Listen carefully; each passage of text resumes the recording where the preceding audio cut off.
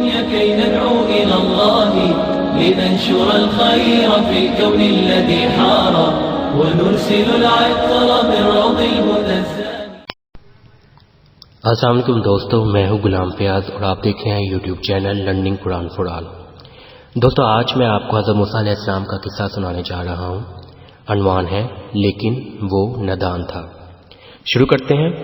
ایک نوجوان نے اللہ کے پیارے نبی علیہ السلام سے درخواست کی، آپ تمام جانوروں اور پرندوں کی بولیاں جانتے ہیں، آپ یہ فن مجھے بھی سکھا دیجئے تاکہ میں خدا کی معرفت حاصل کر سکوں. اللہ کے پیارے نبی علیہ السلام نے فرمایا، جانوروں کی بولیاں سیکھ کر خدا کی معرفت حاصل نہیں ہوتی، اس لیے خدا ہی سے رجوع کر. مگر وہ نوجوان بضد کرتا رہا. تب اللہ تعالیٰ کے نیک نبی علیہ السلام نے اپنے دونوں ہاتھ بلند کیے اور عرض کی، یا الہی تو ہی بتا میں کیا کروں. حق تعالیٰ نے حکم دیا، اس نوجوان کی خواہش پوری کر دو. یہ حکم ملنے کے باوجود اللہ کے نبی علیہ السلام نے نوجوان کو سمجھایا کہ وہ یہ خیال دل سے نکال دے، کیونکہ اس طرح وہ مصیبت میں پھنس جائے گا.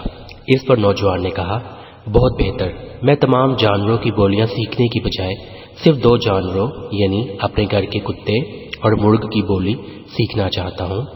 اللہ کے پیارے نبی علیہ السلام نے فرمایا، اچھا جا، آج سے ان دونوں حیوانوں کی بولیاں سننے کا فن میں نے رب تعالیٰ کے حکم سے تجھے عطا کر دیا. وہ نوجوان خوش گھر پہنچا اور اگلے روز اپنے پالتو جانوروں کی باتیں سننے کے لیے متوجہ ہوا. اتنے میں مرغ نے کتے سے کہا، کل ہمارے مالک کا گھوڑا مر جائے گا اور تجھے بہت سا گوشت کھانے کو ملے گا. اس نوجوان نے مرغ کی یہ بات سنتے ہی گھوڑے کو فوری طور پر بازار لے جا کر فروخت کر دیا. اگلے روز کتے نے مرغ سے گلا کیا کہ اس نے جھوٹ بولا تھا کیونکہ گھوڑا تو مرا ہی نہیں. مرغ نے جواب دیا، گھوڑا یہاں نہیں مرا، دوسری جگہ جا کر مر گیا، کیونکہ ہمارے مالک نے گھوڑا بیچ کر اپنے نقصان دوسرے کی گردن پر ڈال دیا. لیکن تو فکر نہ کر، کل ہمارے مالک کا اونٹ مر جائے گا اور یوں تجھے بہت سارا گوشت کھانے کو ملے گا.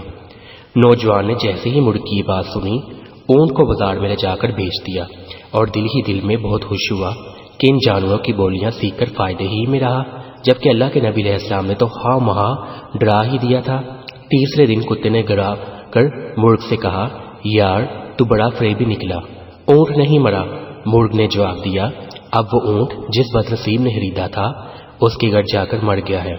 بہرحال تو غم نہ کر، کل آقا کا غلام مرے گا، آقا فقیروں کو روٹیاں اور گوشت بانٹے گا، پھر تیرے تو مزے ہی مزے ہوں گے.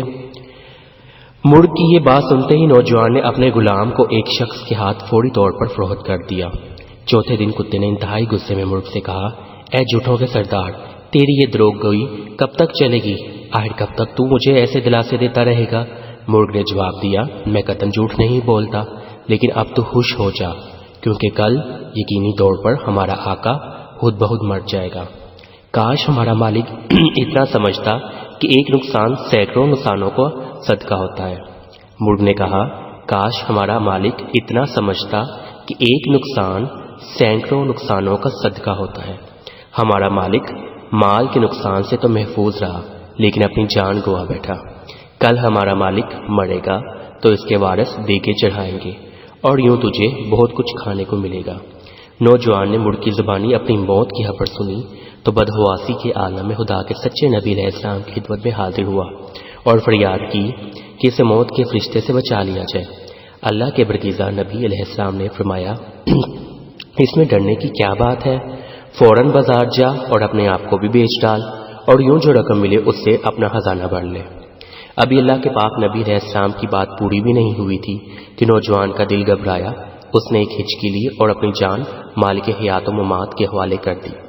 اللہ کے پیارے نبی حضرت موسیٰ کلیم اللہ نے بارگاہ رب العزت میں دعا کی، اے رب الرحمن، اے رحیم و کریم، اسے ایمان کی دولت نصیب فرما. اللہ تعالیٰ کے برگزیدہ حضرت موسیٰ علیہ السلام نے اللہ تعالیٰ کی بارگاہ میں عرض کی، اے رب الرحیم و کریم، اے رحمان، اے رحیم، اسے ایمان کی دولت نصیب عطا فرما. اگرچہ اس نے گستاخی اور ضد کی لیکن وہ نادان تھا. اس پر رحم فرما، یا اللہ اس پر رحم فرما. رب تعالیٰ نے اپنے پیغمبر حضرت موسیٰ علیہ السلام کی دعا قبول فرمائی اور اس نوجوان کی بخشش فرما دی. امید کرتا ہوں کہ آج کا آپ کو یہ قصہ جو سچ پر مبنی ہے پسند آیا ہوگا. اگر آپ کو یہ قصہ پسند آئے تو اسے اپنے دوستوں کے ساتھ ضرور شیئر کیجیے اور میری اس ویڈیو کو لائک اور میرے اس چینل کو سبسکرائب ضرور کیجیے گا.